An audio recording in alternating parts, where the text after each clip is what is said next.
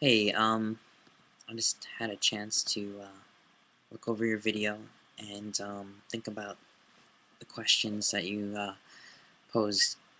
Um, so if I get you right, you're asking what does intention and desire, um,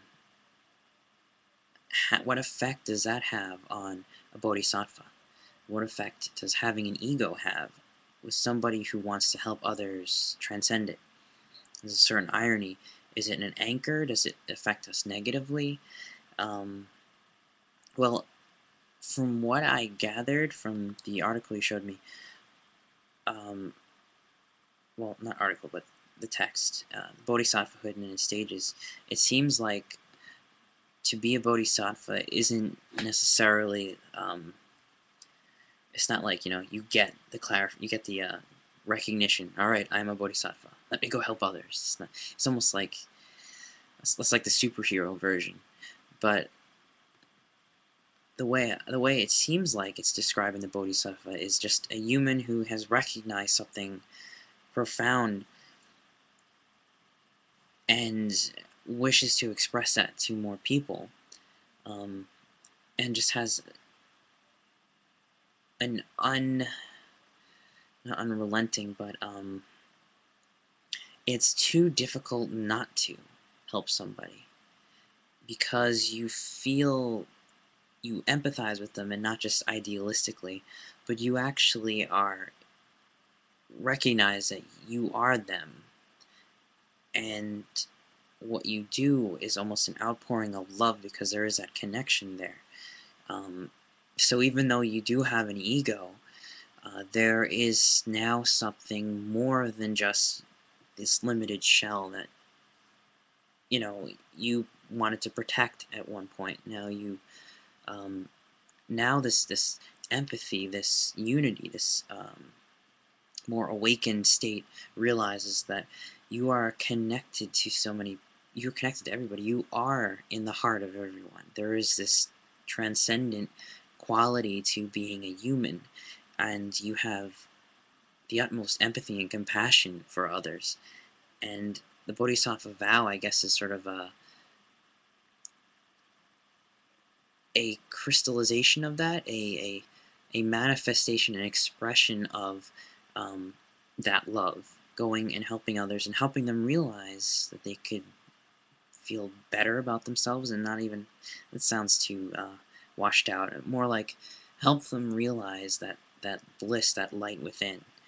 And so I guess to be a bodhisattva, I think, in at least the way I'm interpreting this article, is not necessarily you being a human who is now enlightened and returning to help people.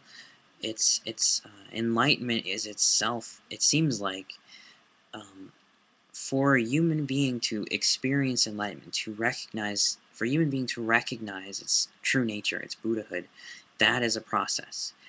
Recognizing it is one thing. Abiding in it and getting deeper and deeper um, levels of that Buddha nature as you're alive is it's a developmental thing, and I like how they put it in stages.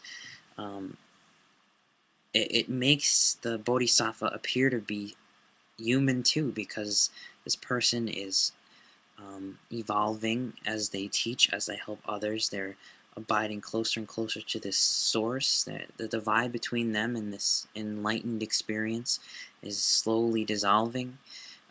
They become more human because of it, and that's the paradox. You feel more because of it. You love more because of it.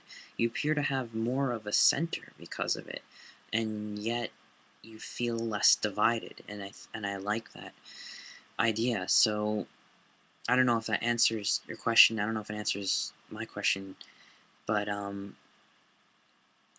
that's the interesting thing about the Bodhisattva principle. It's an active engagement in the world, and does that intention harm that engagement? Does that intention harm the realization? Does it actually destroy what you want to give to others? Um, I don't know. I don't necessarily think so, but I'm going to include in this video, I hope it includes it, a link by, I don't know if you're familiar with the Zen teacher, but his name is Shinzen Young, and he says something cool to the extent of to teach, to not to teach, no, to teach will inevitably harm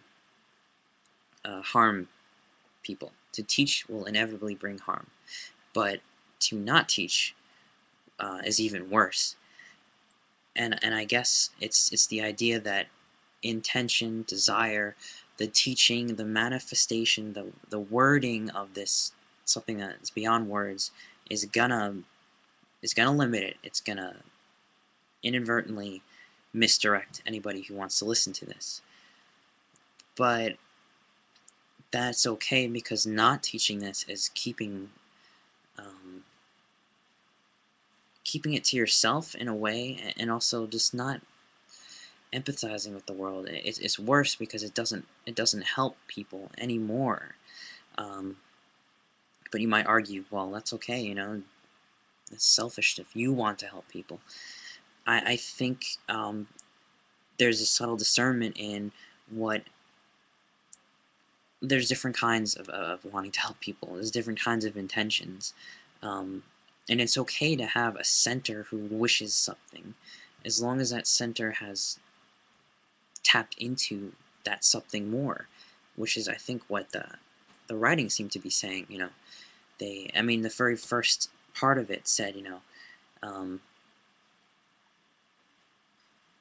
that they basically they're well stamped by the seal of suchness, and they have entered upon the first bodhisattva stage of joy.